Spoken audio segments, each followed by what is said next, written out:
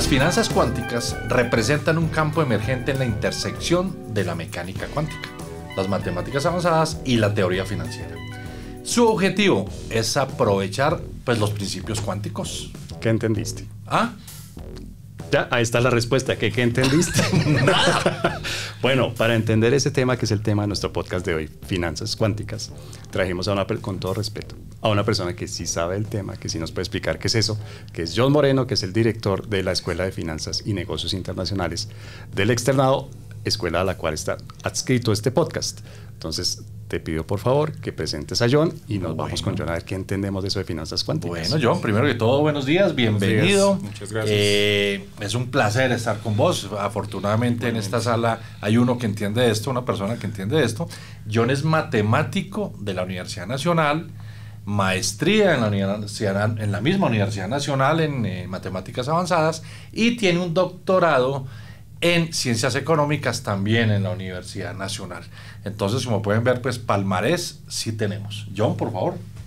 Bueno, muchas gracias por la invitación. Un gusto estar acá con ustedes y pues nada, adelante con el tema. Yo les cuento rápidamente, como ya César lo dijo, yo soy matemático de formación en la Universidad Nacional y hice mi maestría en matemática aplicada también en esta misma universidad, en donde empecé a trabajar alrededor de temas de modelación financiera y computacional, y pues hice mi doctorado en Ciencias Económicas, en donde continué trabajando en esa misma línea. Y pues hoy el tema que nos convoca es el de finanzas cuánticas. ¿No? Entender un poco qué es eso. Y yo diría que la mejor forma de empezar a hablar de este tema es contando un poco la relación, haciendo una breve revisión rápida de lo que es la relación entre finanzas y física. Yo puedo... Una pregunta. Adelante. Empezamos con finanzas cuantitativas. Que no es lo mismo que finanzas cuánticas. No, podemos verlo como un paso siguiente en esa línea de desarrollo que históricamente se ha presentado. Exactamente. Esa es un poco la lógica ahí. César. Sí, yo tengo una pregunta, digamos. Yo de lo poco que entendí de la física cuántica es que es la física de las partículas subatómicas y que esas partículas subatómicas funcionan, se comportan de una manera totalmente diferente a los objetos grandes del universo. O sea, las leyes de la física normal no las rigen, se comportan de una manera diferente, ¿verdad? Sí. Hasta ahí entendí y he intentado 300 veces entender el experimento del gato de Schrödinger. Nunca lo he logrado completamente. ¿El que mete en una caja? Sí, y que no se sabe si está vivo o muerto. Eso. Entonces, hasta ahí, digamos, entiendo, hasta ahí.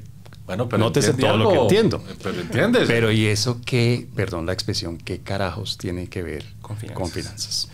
Bueno, un poco para dar contexto y gracias por las preguntas. Como les decía, la relación que ha existido históricamente entre física y finanzas pues es antiquísima. ¿Sabes? Si uno se puede ir y referir hacia atrás, diría que la primera relación clara aparece por allá en 1827 más o menos, cuando un botánico que se llamaba Robert Brown estaba haciendo experimentos con polen. Y él, al hacer el experimento ahí, observando en su microscopio pues de la época y demás, vio que la partículita esta de polen, al colocarla en una gota de agua, presentaba un movimiento errático, ¿no? Se movía. Obviamente Brown en su momento pues no logró entender el por qué se presentaba ese fenómeno. Él, como un buen científico, lo que hizo fue reproducir el mismo experimento con otro tipo de sustancias, con minerales y demás, y siempre observaba ese mismo movimiento errático. Él lo dejó ahí. ¿No? Ahí uno puede incluso consultar los papers y las publicaciones de Brown, en donde él mostraba cómo ocurría este experimento, y queda este resultado ahí. Años más tarde, un señor Albert Einstein, que creo que todos hemos escuchado, me suena también, da la razón física de por qué ocurría ese movimiento errático, ¿no? Un poco para contarlo muy sencillamente sería el objeto extraño, digamos el polen o partícula de polvo, además estaba colocando dentro de una gota de agua para ser observada bajo el microscopio. Y el microscopio no tenía la potencia suficiente para mostrarlo, pero el agua es un fluido y sus moléculas se mueven, ¿no? Y entonces, al incorporar ese objeto extraño dentro de este fluido, cuyas moléculas se están moviendo, pues ellas lo chocan, ¿no? Lo van chocando en diferentes direcciones. Yo regularmente la analogía que utilizo para explicar esto es: imagínense una mesa de billar pool, en donde yo cojo la bola blanca del juego y la pongo en el centro de la mesa quietica. O sea, mientras no pase nada, la bola va a estar ahí quieta. Pero cojo las restantes bolas del juego y las lanzo en la mesa en cualquier dirección. En algún momento, alguna o algunas de estas van a chocar la blanca y le van a imprimir un movimiento errático, ¿no? Entonces Einstein fue el que dio esa explicación física de por qué ocurría ese experimento. Y ahí, con ese resultado, que parece todavía muy alejado del tema financiero, se sentó una base importante para lo que son las finanzas modernas, llamémoslo así. ¿Quién rescata, siguiendo un poquito con la historia, ese resultado? Un matemático francés, por allá en el año 1900, se llamaba Louis Bachelier, estaba presentando su tesis doctoral de matemáticas en la Sorbona. El título de la tesis de Bachelier es absolutamente espectacular y es un trabajo impecable. La tesis de Bachelier se llama Teoría de la especulación. El objetivo de la tesis doctoral en matemáticas de Bachelier era modelar cómo se comportaban los precios de los activos y sus derivados en la Bolsa de París en 1900. Él hace, digamos, todo un planteamiento matemático muy interesante, pero él se encuentra en algún punto en su trabajo con, venga, pero yo veo que los precios como que tienen una incertidumbre, un movimiento errático y no sé cómo modelarlos, y se le ocurre utilizar ese movimiento que describió Robert Brown, que lo observó físicamente, que lo descubrió Robert Brown, hoy por hoy lo llamamos movimiento browniano. Y entonces Bachelier incorpora dentro de su modelo de precios esa dinámica aleatoria, esa dinámica errática que fue la descrita por Brown. Y con esa tesis surgen las finanzas modernas. Ahí, en ese trabajo, lo que Bachelier incorporó, además de toda la modelación matemática y el relacionamiento con la física, fue el hecho de que los mercados financieros son inciertos. A ver si estoy entendiendo bien. O sea que la física cuántica, que todavía en 1900 no había aparecido. Aún no llegaba allá. Pero digamos el fenómeno que de alguna manera inspira es este que descubre Brown. Digamos que este es un tuvo ejemplo. Primero una aplicación en economía y finanzas que en física.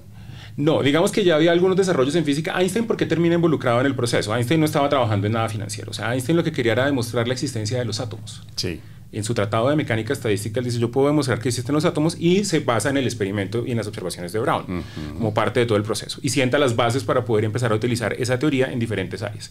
Pero quien realmente la mete dentro del mundo de las finanzas es Bachelier.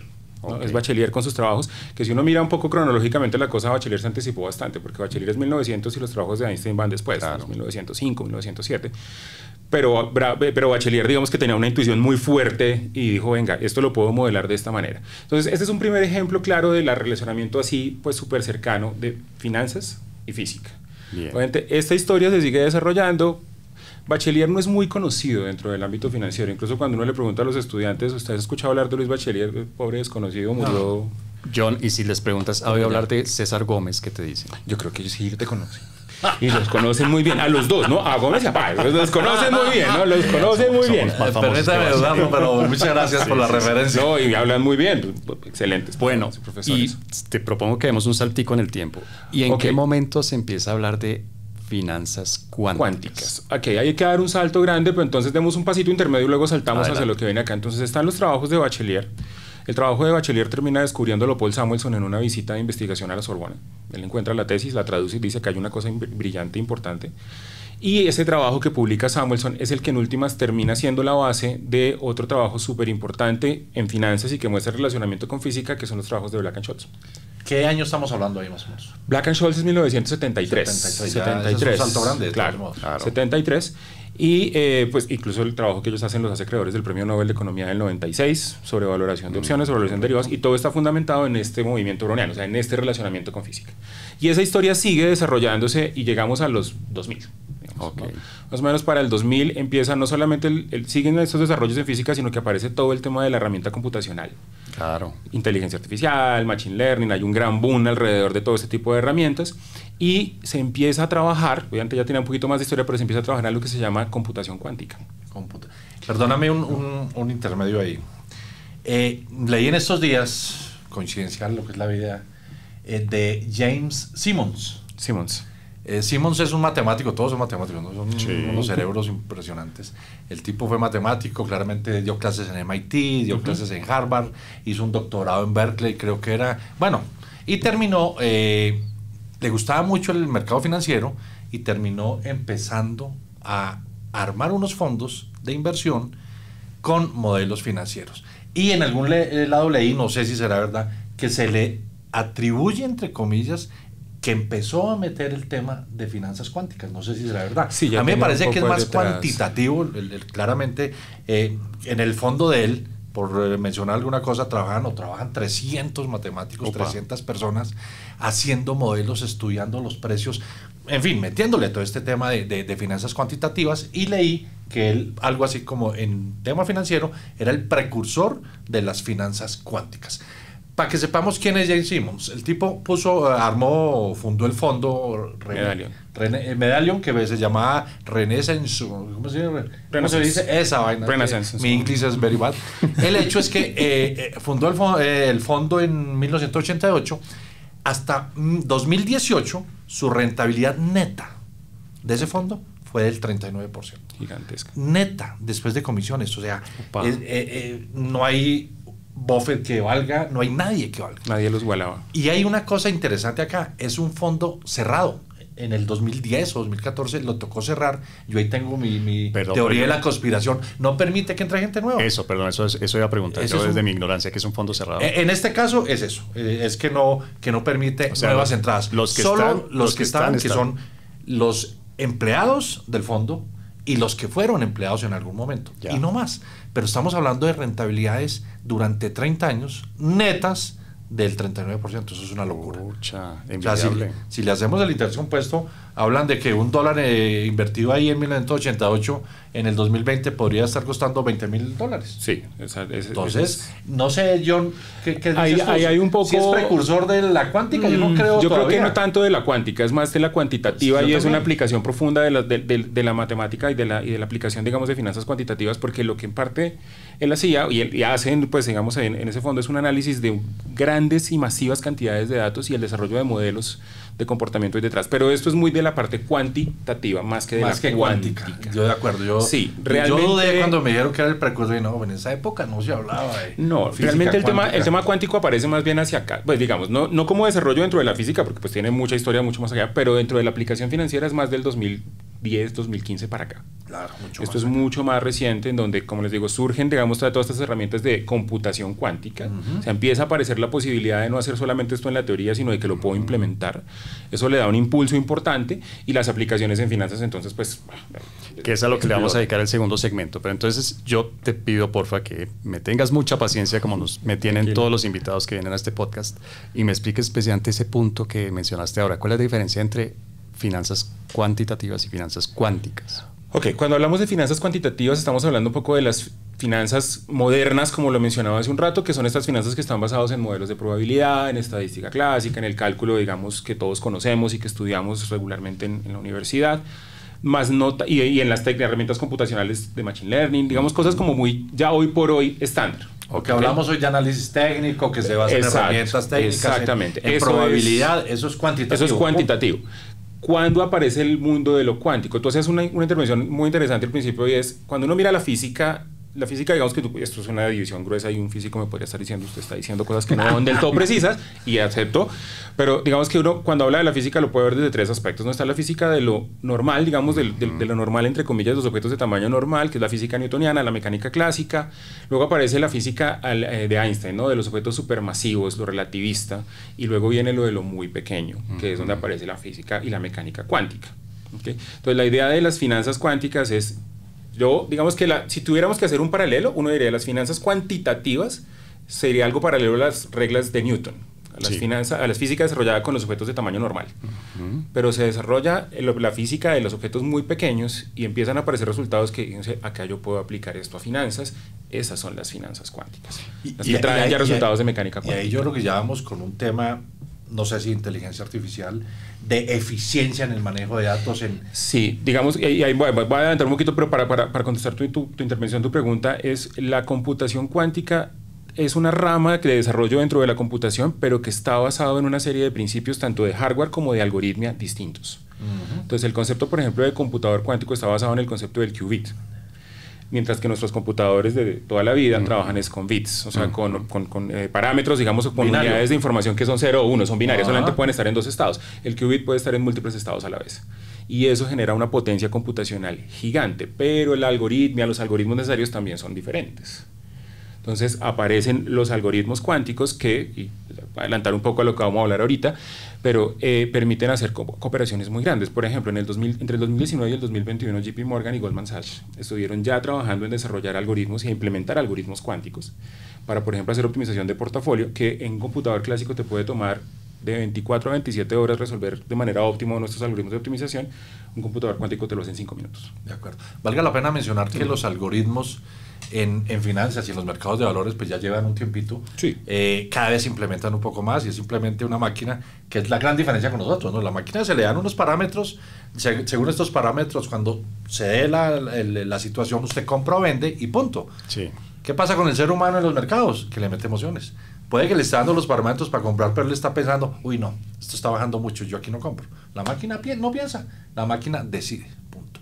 Pero mira que hay un punto Pero acá, interesante, y es que esa parte humana, llamémoslo así, que está dentro de los mercados, y es que son personas, bueno, claro, muchos son algoritmos, pero son programados por personas, claro, que también tienen expectativas, impresiones, sí, o sea, y que le generan un cierto nivel de incertidumbre.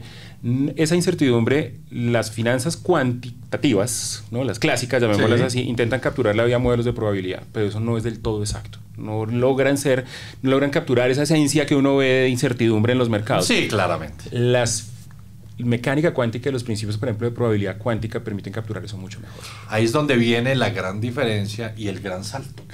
Pero yo tengo una pregunta con eso, John, a ver si estoy entendiendo, y más que entendiendo, creo que vamos a llegar allí, a ver si mi intuición financiera me funciona. Adelante. El comportamiento de cada individuo, cada ser humano, se puede de alguna manera homologar al comportamiento de una partícula muy pequeña, en el sentido de que es errático, de que es difícil de... Se puede modelar, y que no sería la pregunta. responde a la mecánica newtoniana. Sí, y en parte la aproximación que quieren hacer las finanzas cuánticas es no tanto como modelar a los individuos, que tú puedes hacer modelación de agentes, sino más bien, por ejemplo, precios, ¿no? Que en últimas terminan viéndose afectados por expectativas y porque son personas las que hay detrás, pero si tú puedes modelar, por ejemplo, el precio de un activo como una partícula cuántica que puede estar en varios estados, que tiene superposición, que tiene interferencia, conceptos de los que ahorita miramos, eso te permite hacer una mejor captura de cómo pueden comportarse en el mercado. Y claramente me imagino que incorpora todo el tema, que es relativamente reciente también, de análisis comportamental de los individuos. Que es donde está ahí un entra poco el tema por detrás de las emociones y las personas. Claro. El efecto borrego que tanto mencionamos, tenemos 1000 ejemplos de los efectos borregos y lo nocivos que son para los mercados y para las finanzas personales, cuando usted entra arriba en la pirámide, ¿no? Tú has mencionado ya varios conceptos de finanzas cuánticas, entonces te propongo que nos hagas como una especie de exposición, obviamente muy sintética, muy sucinta, de cuáles son los conceptos básicos de las finanzas cuánticas. Digamos, de nuevo, las finanzas cuánticas lo que hacen, para ponerlo en términos muy concretos, es utilizar principios de mecánica cuántica aplicados al contexto y a los problemas y al mundo financiero. Ahora, ¿cuáles son esos principios? Porque son en últimas los que van a terminar siendo utilizados acá. Bueno, principios de mecánica cuántica uno puede dar varios, pero digamos que hay como 3 que son fundamentales, ¿no? Para su aplicación en el contexto financiero. ¿Cuáles son esos principios? El primero es el del principio de la dualidad, ¿no? Algo que es muy llamativo de la mecánica cuántica es que las partículas presentan comportamiento dual. Se comportan como partículas y se comportan como ondas. Ok. Ahí aparece un experimento súper clásico de mecánica cuántica, que es el de la doble rendija. De la luz. El de la luz. Alcanzo a recordar eso. El también. de disparar un rayo de luz a través de una pared, digamos, con un par de rendijitas, pasa la luz y luego, después de pasar, hay otra pared con otras rendijitas y termina en una tercera, digamos, pared. Y lo que uno observa en esta pared final es un patrón de interferencia. O sea, unas zonas más iluminadas que otras. Eso lleva a pensar que, como la luz atravesó, se comporta como partícula, pero que si se interfirió es porque también se comporta como una onda. Correcto. Entonces ahí tenemos un principio de dualidad, ¿no? Y habla del principio de interferencia, que tiene mucho que ver con, por ejemplo, cómo gestionar riesgo. Porque si yo pienso que los activos financieros tienen este principio de dualidad, yo puedo utilizarlos para que se interfieran o se refuercen entre ellos para gestionar riesgos. Claramente. En portafolios, por ejemplo. Bien. Entonces, un principio que aparece ahí dentro de la mecánica cuántica es este, ¿no? El de la dualidad. El otro principio súper clave es el de la incertidumbre, ¿no? Que tiene que ver con lo que tú mencionabas, el gatico, el gato del principio de incertidumbre de Heisenberg. Y es, digamos, un principio de la mecánica cuántica es que si yo no observo directamente en qué estado está una partícula, no sé en qué estado está y puede estar en varios estados a la misma vez. El experimento del gato es, imagínense que tenemos un gato dentro de una caja. Mientras yo no destape la caja, no sé per se si el gato está vivo o está muerto. Si a mí me preguntan con la caja cerrada, yo digo, en este momento está en los dos estados, está vivo y está muerto. No sé si está vivo o está muerto. Ahora, ¿cómo hago para enterarme en qué estado está? Pues destapo la caja y ahí lo observo, y entonces ya pasa de ese estado múltiple a o está vivo o está muerto. O sea, digamos, decanta en uno de dos. Y es la observación la que finalmente determina el estado. Exactamente, pero entonces ahí ocurre una cosa interesante que tiene un efecto importante en computación cuántica, y es que cuando yo estoy observando un objeto que en principio puede estar en varios estados a la vez, cuando ya lo observo, observo un solo estado. O sea, se degrada, ahí sí, a 0 o a 1. Ok. Pero ahí viene todo un cuestionamiento, ¿no? El gato, ¿está vivo o muerto? Lo que pasa es que no sabemos. Es el Pero en principio ese de momento, incertidumbre. pero en ese momento está en un estado. Cuando lo observas. Cuando ya tú lo observas. Y antes de observarlo, te estar en un estado. Claro, lo que pasa es que mira pero que no sabemos antes, que es diferente. Claro, tienes por eso se llama principio de incertidumbre. Yo no tengo certeza acerca de en qué estado está. Piensen, por ejemplo, cómo se puede comportar un portafolio mañana. A la alza o a la baja. Sí, yo de eso me voy a enterar mañana, cuando lo observe. Pero hoy lo que tengo es un principio de incertidumbre. Mira, o sea, que hoy yo les digo, yo digo en clase, sí. El dólar está barato o caro, está a 4.140 pesos, está barato o caro. Mañana le digo. Ahí está. Porque es que no hay forma de saber si hoy está barato o caro. Si pero sube, la respuesta barato. a eso desde la cuántica, a ver si estoy entendiendo bien, es sin haberlo observado, el dólar está barato y caro. Está en los dos estados a la misma vez. Ahora, y eso sí que es complicado meterse en la cabeza. Ahora imagínate un computador en donde no tienes bits, sino qubits. Entonces el bit está limitado a 0 o 1, caro o barato. Pero el qubit puede estar entre los dos. Pero faltó algo importante en la metáfora del gato, ¿no? Que era que si usted levanta la tapa, se muere. Claro, es que ¿qué es lo que puede ocurrir? En el experimento completo lo que decían era la caja tiene un sistemita por dentro como un veneno. De manera que si yo destapo, el veneno se rompe y el gato se muere. Sí. Que cae en un estado particular. Pero mientras yo no lo destape, sigo en incertidumbre. Como los juicios que usted le hace a los muchachos. Más o menos. Vienen con veneno. Bueno, ¿qué otro concepto? Hay otro concepto. Entonces hablamos del de la dualidad, ¿no? Y de la interferencia, el de poder estar en varios estados a la misma vez. Hay uno que es maravilloso que se llama entrelazamiento cuántico. El entrelazamiento cuántico habla de que si yo tengo dos partículas, no importa qué tan separadas estén, y podemos estar hablando de distancias de digamos, galaxias completas, una está entrelazada con la otra. Si yo le cambio el estado de una, ese estado termina afectando a otra. ¿Efecto mariposa? ¿Algo así? Algo como por ese lado, lo del efecto mariposa. Sobre ese principio de la mecánica cuántica hay mucha discusión porque y que está relacionado también con el de interferencia y el de poder estar en varios estados a la vez. Y es que dice, venga, si yo puedo hacer eso, significa que yo podría alterar el estado de una partícula y tener efectos por allá sobre otra, pero no necesariamente observarla. O sea que eso puede ocurrir en un universo paralelo. Porque acá vemos en la idea de que una manera de aproximarse eso es para otro multiverso. podcast. En ese universo yo sí tengo billete. Okay. Ahí como que está Spider-Man, ¿o no? Bueno, sí, Marvel nos ha llevado muy por ese... Eso suena poético. Muy por ese lado. No, pero tiene mucho... Pero ¿cuál sería entonces como la visión de eso desde el punto de vista de las finanzas? Algo que en finanzas nos preocupa mucho es el tema de las correlaciones. El tema de cómo caídas, digamos, en un activo o en un sector de la economía tiene efectos sobre otros. Ok, eso es entrelazamiento. Desde el punto de vista clásico es correlación, pero desde el punto de vista de la mecánica cuántica es entrelazamiento cuántico. Y si yo soy capaz de modelar ese entrelazamiento cuántico, puedo tener efectos, digamos, medir de mucha mejor manera qué efecto va a tener, por ejemplo, la subida del precio del dólar sobre otras monedas. Sí, total. O sea, tienes un modelo, pues a partir de ahí puedes hacer un modelo de los que les gustan a los financistas. Claro, de hecho, ya hay modelos, pero cuantitativos. Venga, me acuerdo de Markov. Markov. Sí. ¿Tiene algo que ver con esto? Hay un ejemplo con eso que me acuerdo y es que, por ejemplo, usted sale a la calle y ve a la gente con paraguas y dice, hoy va a llover. Es algo así, ¿no? En las cadenas de Markov, lo que está por detrás. Pues es una forma de aproximarse a la, digamos, a la matematización de estas ideas, porque no son ideas que son muy desde el punto de vista de la física, y mucho esto se desarrolló desde la física teórica. Lo que pasa es que la física experimental ha venido a decir, oiga, sí pasan estas cosas, ¿no? Y por eso las aplicaciones han cogido fuerza. Pero una forma de modelarlo desde el punto de vista teórico podría ser esa, pero los físicos han desarrollado su propia manera de verlo.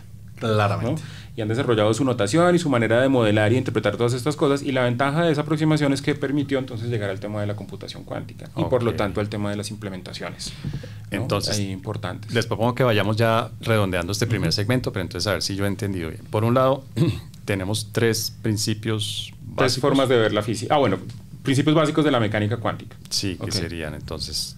El poder, digamos, la superposición o el poder estar en varios estados a la misma vez, que tiene que ver también con la interferencia que pueden ocurrir entre ellos. El principio de incertidumbre, dado que puedo estar en varios estados, entonces no tengo realmente certeza de en cuál puedo estar.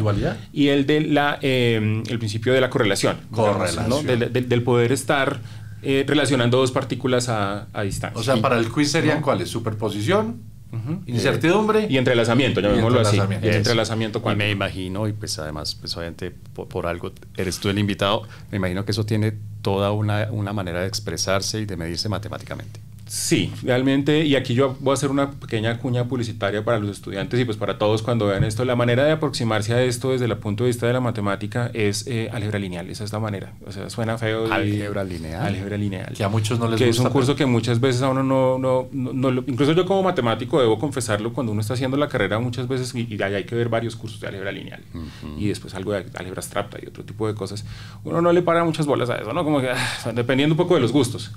Y en otras áreas, como por ejemplo en finanzas, también a uno le dicen que hay que ver un curso de álgebra lineal. No entiendo mucho por qué, pero es el fundamento que hay detrás de toda esta programación. O sea, la manera de modelar y de aproximarse a la matemática y, digamos, a la física y cuántica es vía álgebra lineal. Que es curioso porque el álgebra lineal no es una matemática muy compleja realmente. No, realmente no es complejo. Realmente esto es un tema de entenderlo bien, un tema mucho de la notación, porque eso es lo que a veces puede hacer que la gente como que venga, tú hace poco simbolitos de paréntesis, yo no los entiendo, el qué, del brete, yo no entiendo esas cosas. Pero cuando uno ya entiende esa simbología, se da cuenta que esto es álgebra lineal. O sea, esto es producto de matrices. Es el reto, ¿no? El reto, el secreto de cómo hacer que se interesen y que no lo tomen como esa pesadilla que normalmente los muchachos lo toman, ¿no? Pero entonces vamos a pasar de la pesadilla al sueño en el siguiente segmento, porque yo creo que el sueño de muchos financistas, me imagino que dentro de esos te matriculas tú, César, es cómo poder predecir, cómo poder modelar con las aplicaciones dentro de un ambiente que es absolutamente incierto, que es el financiero. Yo creo que al final todo se reduce en tener las probabilidades a favor en las decisiones que yo tome de inversión. Entre más ayuda tenga, pues mejor me va a ir. Entonces vamos a ver cómo las finanzas cuánticas ayudan. ¿Estamos de acuerdo? Estamos de acuerdo. Listo, muy bien. Entonces vamos al segundo segmento a ver cómo se aplica la mecánica cuántica y la matemática cuántica y las finanzas cuánticas a la vida real de los financistas. Aplicaciones concretas. Muy bien.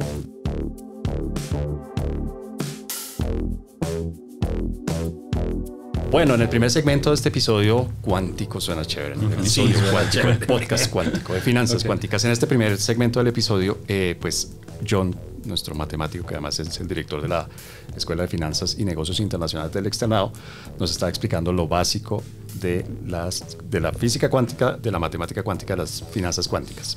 Vamos a hacer un salto, obviamente, me imagino que en un curso contigo esto es una blasfemia total. No salto al vacío. No al vacío. Pero vamos a hacer un salto, digamos, metodológico a ver las aplicaciones. Entonces, la primera pregunta de un lego ignorante en el tema es, ¿se aplica, o sea, esto tan sofisticado tal, se está aplicando hoy en día? ¿Hay gente que está administrando dinero utilizando herramientas de física cuántica, de finanzas cuánticas? Está en desarrollo, digamos así. Es porque requiere de la herramienta computacional, que también está en un gran desarrollo en este momento, para poder implementarla formalmente o a la escala que uno pensaría, pues, en este tipo de implementaciones, pero ya hay, ¿no? Ya hay inicios ahí. Eso desde el punto de vista de la implementación, pero en términos de la teoría y de ver que efectivamente tiene potencial de aplicación, sí hay un trabajo muy, muy grande. O sea, sí se está trabajando fuertemente en eso. Obviamente, para, por ejemplo, el desarrollo de los computadores cuánticos se requiere una inversión importante. Entonces, cuando uno ahí mira quiénes son, desde el punto de vista financiero, que las empresas y las instituciones que están invirtiendo, te encuentras nombres como JP Morgan, Goldman Sachs, que uno dice, bueno, estos son personajes, jugadores muy duros, o sea, nosotros no vamos con billeteras anchas ahí que... No, todavía no. Que lo hacen. Pero además, por lo que uno ve, obviamente es un campo nuevo de computación, pero me imagino que hay una competencia. Uno oye la competencia que hay entre países. Sí, no, normalmente. Pero también me imagino que hay una competencia entre sectores. Es decir, los militares, por ejemplo, deben estar diciendo... Mira, incluso alrededor de ese tema de la competencia, que es interesante, se ha acuñado un concepto que es el de supremacía cuántica. Upa. Se está hablando de eso, y es que compañías como... Aquí sí entran mucho las tecnológicas, IBM, Google, están ahí detrás de poder rápidamente tener el hardware, o sea, poder desarrollar los computadores más la algoritmia necesaria para lograr lo que ellos han llamado la supremacía cuántica. Ya. Que es tener la habilidad y el hardware ya necesario para poder ganarle al resto de sus competidores en cálculos, en aproximaciones, eso es lo que ellos han llamado así. Ahora es un concepto súper discutible, porque pues también están los que dicen, mire, falta mucho para que usted pueda hacer producción de computadores cuánticos en masa, por ejemplo. Correcto. Eso no va a ser fácil. O sea, hoy por hoy el computador cuántico más avanzado tendrá unos 1000 qubits, que pues si tú lo comparas con un computador de los clásicos, uno dice 1000 es absolutamente nada. Lo que pasa es que esos 1000 generan una capacidad de puede ser un millón de ellos. Potentísimo. ¿Y las empresas financieras tienen acceso a ese tipo de computadores ya hoy en día? Sí, ellos ya tienen. JP Morgan y Goldman Sachs ya tienen acceso porque tienen computadores que ellos mismos han desarrollado. O sea, que han desarrollado, pues que han pagado para que se haga el desarrollo de ellos. Y entonces ahí es donde vienen ya las aplicaciones un poco más concretas pero pues en principio en pequeña escala, y además plantea algo que quiero hablar un poco al final, y es, hay un dilema ético ahí detrás también. ¿No? Y es porque vas a tener unos jugadores con unas herramientas muy por encima, ahí sí, en supremacía cuántica, llamémoslo así, de los demás jugadores en el mercado, y eso pues lo sabemos bien en el mundo financiero. Yo creo que será una discusión eterna y bizantina, porque finalmente los que tienen los modelos hoy de finanzas cuantitativas pues también están con un pasito por encima de los demás, no de lo que yo llamo pues, la masa. En Colombia tengo entendido que los Andes tiene algo. Sí, los Andes, eso incluso el anuncio hace unos meses, no hace mucho, de que ya habían logrado ya traer su primer computador cuántico. No sé las especificaciones, pero creo que debe ser algo con muy poquitos qubits, pero ya están trabajando ahí. En Colombia. Muy bien. En Colombia ya hay. Y las empresas financieras, ¿para qué lo están utilizando? Digamos que ha habido varios usos. Uno que es como el que naturalmente uno esperaba, es el trading algorítmico cuántico. Opa. O sea, es tener bots como los que ya tenemos en los computadores clásicos que están haciendo trading en todo el mercado, pero a velocidades y con capacidades muy superiores. Eso es lo que ellos quisieran, ¿no? Que los lleva por dónde, no solamente a poder tradear con ventaja porque lo hacen mucho más rápido, sino a poder arbitrar con ventaja, ¿no? Arbitrar aquí, bueno, el concepto tal vez lo hayan hablado en alguno de los podcasts, pero lo cuento, es hacer básicamente dinero de la nada. Es una forma de verlo, ¿no? Es una estrategia de negociación que te deja hacer ganancias sin inversión inicial, sin riesgo y con probabilidad positiva. Yo lo explico un poquito diferente, ¿no? ¿Cómo es? Yo creo que el dinero nunca sale de la nada. Es como cuando yo digo que a los muchachos, miren esos árboles. No veo ningún billete colgando de ahí. O sea, el dinero no sale de la nada. Pero el tema de arbitraje tiene que ver también con, o más, digo yo, con aprovechar eventualmente las ineficiencias de los mercados. Un activo que se negocia de pronto en dos mercados diferentes, tienen precios diferentes en un momento determinado. Y ahí es donde viene el tema cuántico de la velocidad en la toma de las decisiones. Claro. Y ahí claramente el tema de ahí está, lo acabas de poner perfecto, César, y efectivamente es eso. O sea, tú tienes una distorsión en los mercados que no es fácil de capturar. Digamos, hoy por hoy hay agentes que se dedican a eso y logran capturar y logran hacer algo de ganancia encontrando esos ¿cómo lo llamamos? Brechas de mercado, ¿no? O fricciones, más bien, pues es la palabra de mercado. Pero si tuvieras una herramienta todavía más potente, más ágil, más pues rápida, eso te va a mandar a otro nivel. Voy a poner un ejemplo en Colombia de arbitraje. Ya por fin puedo hablar arbitraje. Es, por ejemplo, con los ADRs. El ADR de la preferencial de Bancolombia se negocia en Estados Unidos y aquí la acción preferencial. Y hay momentos específicos donde los precios, al convertirlo de pesos a dólares o viceversa, dan lugar a unas utilidades, como diría el doctor John, de la nada, y se sacan unas utilidades. Lo que pasa es que hay que tener mucho cuidado, porque se mueve el precio en Estados Unidos, se mueve el precio en Colombia, y se mueve el precio del dólar. Entonces, este tema cuántico le va a dar la agilidad y las decisiones para tomarlas adecuadamente y hacer dinero, y mira, no de la nada. Si estoy entendiendo bien, entonces, en el tema de arbitraje, lo fundamental es la velocidad y la computación cuántica. Sí, digamos, te va a dar, digamos, la velocidad y además la capacidad de estar revisando todos, digamos, la gran cantidad de mercados que tenemos al tiempo. Entonces, pone un ejemplo perfecto que es el de la acción de acá y el ADR de la acción de Bancolombia por fuera. Ahí estás mirando dos mercados con el tema cambiario en la mitad. Ahora, imagínate la capacidad de poder hacer eso de todos los mercados a toda velocidad. Total. En todos los mercados del mundo, digamos. Todos los grandes. A toda velocidad, al mismo tiempo. Entonces ahí tienes una capacidad que claramente te va a generar una ventaja importante para poder hacer ese tipo de estrategias. Eso es arbitraje. ¿En qué más lo están usando? Lo están utilizando, por ejemplo, en gestión de riesgos, ¿no? En cómo hago yo para poder, pensemos en construir, por ejemplo, una cartera que sea eficiente en el sentido de que sus riesgos estén bien diversificados y demás, en donde, claro, esa diversificación, ¿tú cómo la consigues? Pues combinando unos activos de tal manera que si pierdo por un lado, me recupero por el otro, para ponerlo en términos, digamos, muy coloquiales, pero eso tiene que ver con la correlación. Pero la correlación, ya dijimos, puedes moderar la vía entrelazamiento cuántico. Y si tienes cómo poder eso en un computador, pues tienes una gran ventaja. La correlación... No sé si voy a llegar a los niveles de retorno, decimos, pero sí puedo llegar. Pero la correlación hoy en día se maneja con matemática clásica, con medidas de asociación lineal o medidas de asociación no lineal, con digamos, los modelos típicos. Pero acá vas a entrar a tener una herramienta muy superior para medir ese entrelazamiento. ¿Superior en qué sentido, John? ¿Qué ventajas me da usar? En que puedas, por ejemplo, incorporar dentro de tu modelo un tipo de correlación que va más allá de lo que la probabilidad clásica te permite. Por ejemplo, el tema del behavioral. Yo sé que pueden haber activos que estén relacionados que mi modelo clásico no captura ese tipo de asociación, pero la intuición de que son personas y que tienen expectativas me dice, sí debe haber algún tipo de relacionamiento, pero quiero modelarlo. Bueno, aquí hay una herramienta nueva. Ejemplo perfecto. Bien. ¿No? ¿Cómo la ves? Aquí hay una herramienta... ¿Te estás antojando? No, y estoy entendiendo un poquito más. Eso es muy importante. Que es importante y espero Sí, que muy la importante. gente que nos ve, pues esta es la idea. Esa es otra área de aplicación. Y una más para mencionar, por ejemplo, es en la valoración de derivados. Bueno, en general en el pricing de productos de cobertura, que esa ha sido una de las áreas de desarrollo fuerte de las finanzas cuantitativas, ¿no? Digo, para premios Nobel de economía y demás, pero se están empezando a desarrollar modelos ya muy concretos y hay muchas publicaciones sobre eso. O sea, el modelo Black-Scholes, que es un clásico de la valoración de derivados, ya tiene su versión cuántica y está más que estudiada y publicada. O sea, y de nuevo la pregunta, perdón, que es la pregunta repetitiva, pero creo que vale la pena. ¿Y qué ventaja hay de hacerlo con un modelo cuántico y no con el de Black-Scholes? Una mejor captura de la incertidumbre.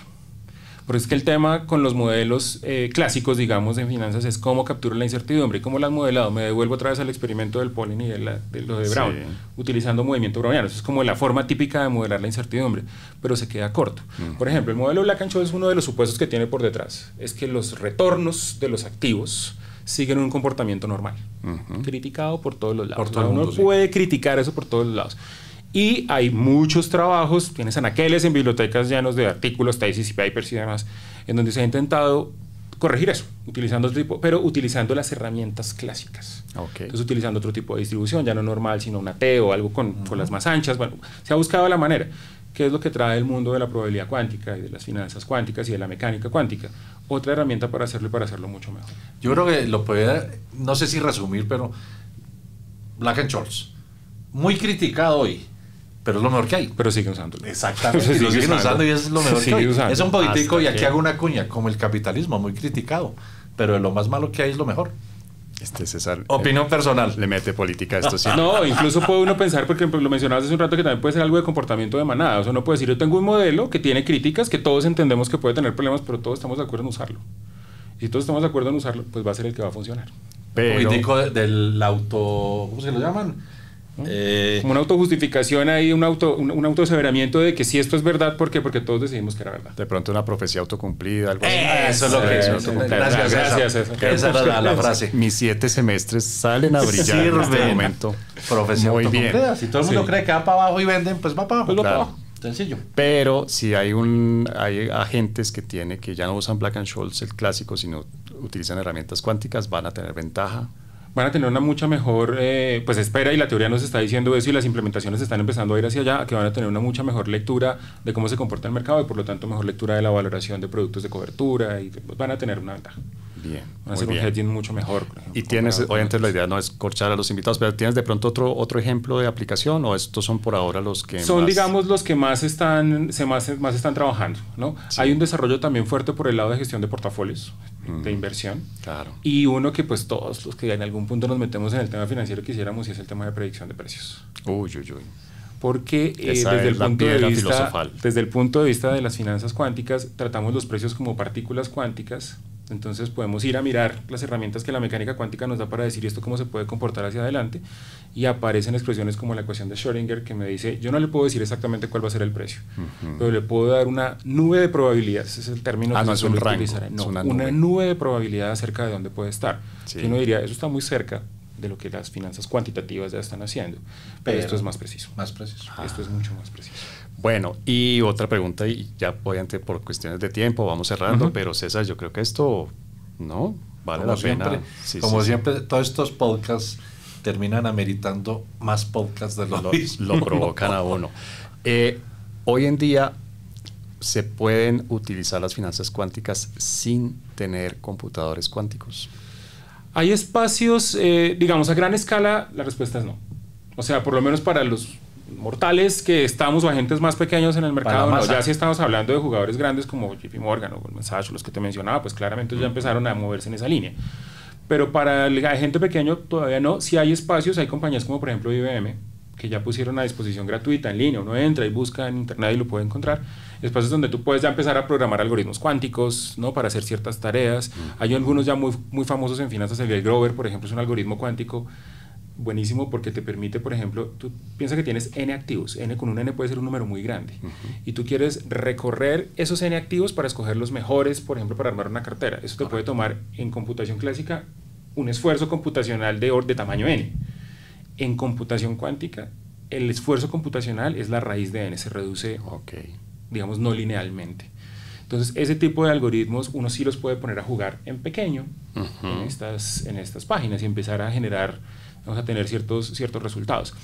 Pero pues o sea, eso me lleva a hablar de las limitaciones. O sea, ¿cuáles son las limitaciones? Los computadores cuánticos, uno no va, pues, no voy a mencionar el nombre de ninguna compañía, pues, pero no va a la tienda de tecnología a decir, véndame un computador cuántico. Pues, tú sigues trabajando en esto. Pero sí puedes hacer ya parte de la teoría, pero tienes una limitación, digamos, en términos de la capacidad de lo que puedes hacer ahí.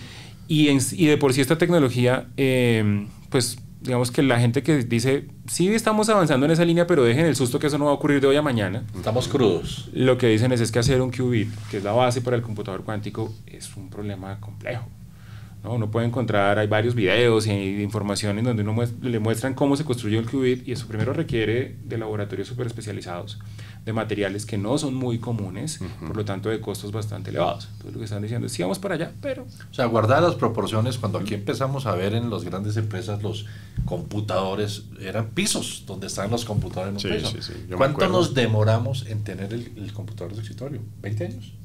¿O más? Mire, con acá de todos modos la velocidad es... Claro, son otras, ¿no? Son otras las velocidades ya. Pero no va a ser el año entrante, claro. El primer computador que yo conocí, que lo llamaban un mini computador, creo, ocupaba literalmente el garaje de una de estas casas grandes de Teusaquillo. Yo me acuerdo, mi primer recuerdo de un computador, 7 años tenía yo. Claro, yo trabajé en los 80 en el Banco Cafetero. Y tenía, que lo amé toda la vida, era un piso completo. Era un piso, claro. La parte de computación. Punto. Bueno, y esta es una limitación.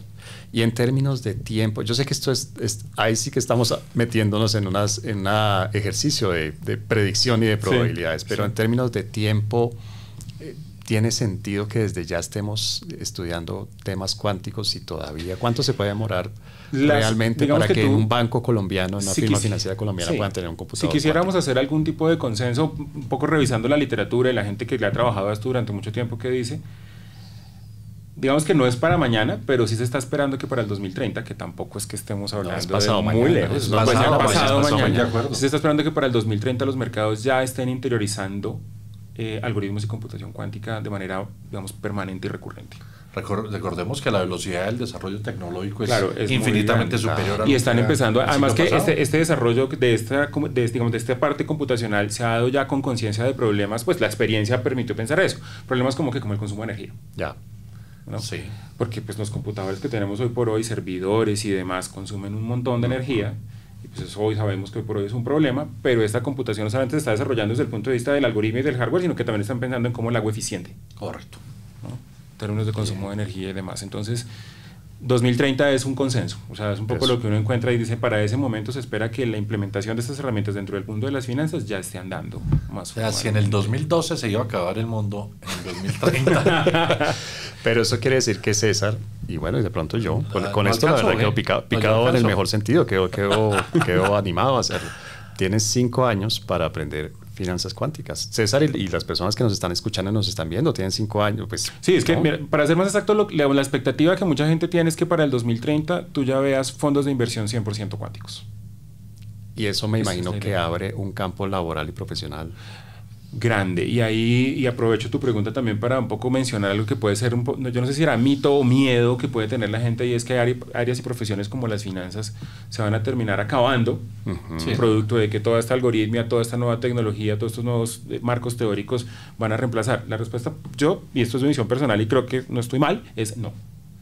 Al contrario, aquí lo que hay que hacer es decirle, fórmese entendiendo que esto cambia rápidamente y que por lo tanto se tiene que estar constantemente en formación y aprendiendo de estas técnicas, pero igual esto no se va a programar solo, esto no se va a construir solo, y en últimas, en el fondo, lo que hay son personas. Total. A mí me dicen mucho con el tema de los algoritmos, inclusive hoy, bueno, los traders van a desaparecer. Bueno, de pronto en algunos fondos, en algunos bancos de inversión, seguramente van a ser solamente máquinas, pero realmente hay espacio para las personas, siempre habrá espacio, siempre habrá lugar.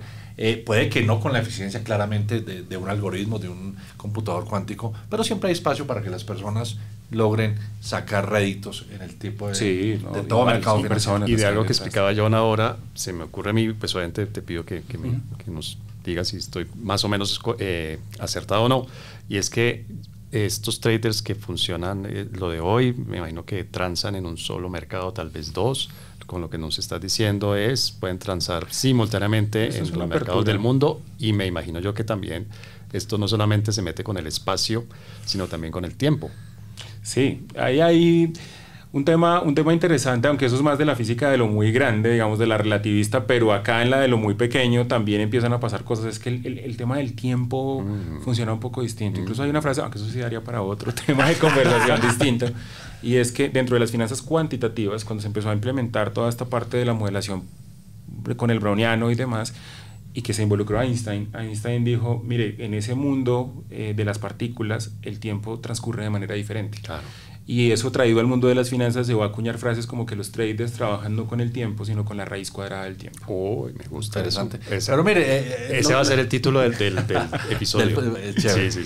No, que en general digo yo, claro, hay grandes capitales, hay grandes fondos de inversión, pero siempre hay limitaciones de recursos. Entonces, pues claramente todo esto que estamos hablando serán esos JP Morgan, Morgan Stanley, Goldman Sachs, en fin, los japoneses, los europeos, pero insisto, siempre hay capitales más pequeños que no van a tener esa cantidad de recursos para poder negociar en los mercados, y que no, de todos modos no van a estar excluidos. Yo defiendo eso todavía. No, van a estar ahí, es un poco el problema no tanto como el problema, digamos, llamémoslo el dilema ético que tienen todos estos tipos de desarrollos al principio, e incluso ya cuando tienen un trecho largo ya recorrido, y es, no todos los agentes van a poder jugar con las mismas herramientas. Claramente, pero que ha pasado siempre, yo. Entonces, exacto, que sí, pues digamos, eso digo, es un tema ético y es un dilema que ha estado ahí todo el tiempo, y es, no todos van a jugar con las mismas herramientas. Entonces aparece también el tema de la regulación, ¿no? Que eso es un poco lo que ha pasado siempre.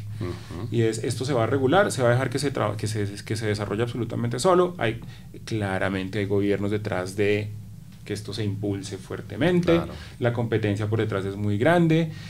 Uno sabe que, por ejemplo, ahorita todo el tema de Machine Learning está súper desarrollado y están compitiendo entre gobiernos, entre industrias y demás. Aparece ahora el Machine Learning cuántico, que va a generar los mismos o mayores dilemas regulatorios, éticos y demás, pero pues es una realidad, eso está ahí. O sea, no porque haya dilemas esto no se va a desarrollar. De acuerdo, y no van a dejar de utilizarlo. Bueno, y ya para terminar, y nuestra sección que se ha vuelto habitual para finalizar los episodios, una persona que en este momento esté terminando su bachillerato, esté pensando en qué carrera estudiar, y que después de oír este episodio y de ver algunas otras cosas, se diga, esto está interesante, mi futuro profesional está por allí. ¿Cómo se puede preparar? ¿Qué debe hacer? Por ejemplo, ¿qué carreras lo pueden llevar a esto? Matemática, me imagino, es una opción. Pues sí, está ahí detrás. Digamos que hay varias maneras como de aproximarse al tema, dependiendo un poco también de cómo lo quiero yo ver, ¿no? Porque uno podría decirle, si quiere ser muy teórico y aportar en el tema, hágalo con física.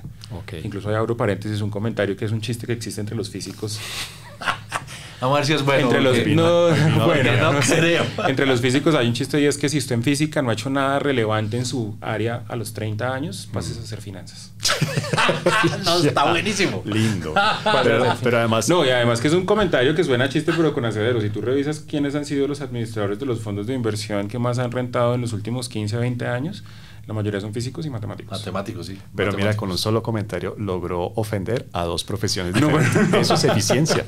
Eso es eficiencia. Es dualidad. Matemática, física. ¿Qué física, más? matemáticas, obviamente el tema de finanzas o economía, pues es una visión. Lo que pasa es que, claro, si yo quiero meterme en este mundo, tendría que ser un espacio en donde yo vea finanzas muy de la mano de estas herramientas. Creo que los programas naturalmente tendrán que pasar a incorporar muy rápidamente esto dentro de sus pensum de formación normal. Los programas de pregrado. De pregrado. Muy bien. Y si esta persona hipotética de la que estamos hablando no está en ese momento de vida, es decir, no está terminando su colegio, sino que va a la mitad de su carrera, está terminando su carrera, se acaba de graduar, ¿cuál sería el consejo?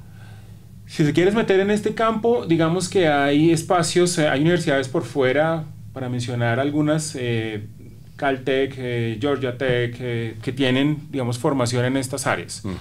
MIT obviamente tiene una ventaja ahí importante porque ellos vienen trabajando en esto hace mucho tiempo, entonces serían espacios donde se podrían formar. Ahora, a nivel local, mi consejo sería busque programas de formación de posgrado, no tanto en ciencia de datos, sin decir que no sea un área donde podrían hacerlo, sino más bien como finanzas o economía con un perfil más de carácter cuantitativo y computacional. ¿Tenemos finanzas cuantitativas o no? Sí, el programa nuestro de finanzas es una maestría en donde tiene, digamos, perfil cuantitativo y computacional, y como parte de la selectiva se ofrecen este tipo de temas a desarrollar a profundidad en las clases. Muy bien. Y alguien que haya hecho 7 semestres de finanzas en la... Bienvenido, y estamos con las bases suficientes para poder que haga los últimos 3 semestres en... Tengo esperanza cuántica. Claro. Tengo esperanza claro todavía. Que sí, claro Muy que bien. sí. César, Claro. ¿tienes alguna otra pregunta? Ya con esto... No, preguntas 1000, pero yo creo que es suficiente para el episodio de hoy. Agradecerle a John, como sea, al doctor John, a mí me fascina. La gente que tiene doctorado, sí. Esa sí les digo con gusto el doctor. Gracias. Porque en Colombia doctoreamos a todo el mundo, ¿no? Hey. Y resulta que los doctores son personas como John, que tienen su doctorado, que efectivamente se lo han ganado a pulso. Entonces, muchas gracias, John. No, gracias a ustedes por la genial, invitación. me pareció genial. De los episodios buenos, todos. Todos. Pero Pues toda Muchas gracias. sí, La muy calidad de interesante. los episodios va creciendo. Vaya, Y sí. por supuesto, aprovecho esto para invitar a la gente que nos está viendo, que nos está oyendo, que por favor nos escriban comentarios, nos digan qué les gustan, y sobre todo también nos Que digan no les que gusta. no les gusta, para saber qué tenemos que mejorar. Pero digan Sí. algo. Y que lo digan con nombre y apellido. Sí, Porque ay. si dicen no me gusta César. Muy bien.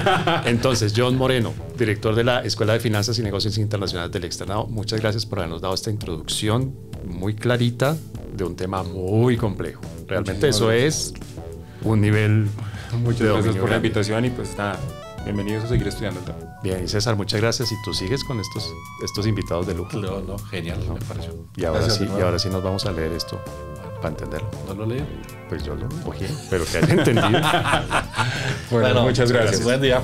Vale, gracias. Hombre, John, muchas Muchísimas gracias. gracias. Genial.